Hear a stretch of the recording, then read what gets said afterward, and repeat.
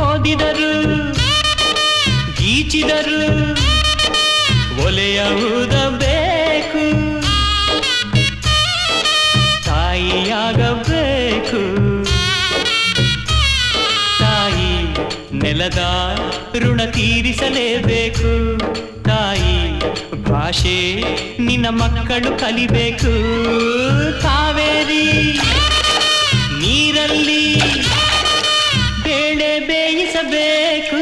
ಜನ್ಮ ನೀಡುತ್ತಾಳೆ ನಮ್ಮ ತಾಯಿ, ಅನ್ನ ನೀಡುತ್ತಾಳೆ ಭೂಮಿ ತಾಯಿ, ಮಾತು ನೀಡುತ್ತಾಳೆ ಕನ್ನಡ ತಾಯಿ. ಪಾಪ ಕಳೆಯುತ್ತಾಳೆ ಕಾವೇರಿ ತಾಯಿ, ಪಾಪ ಕಳೆಯುತ್ತಾಳೆ ಕಾವೇರಿ ತಾಯಿ.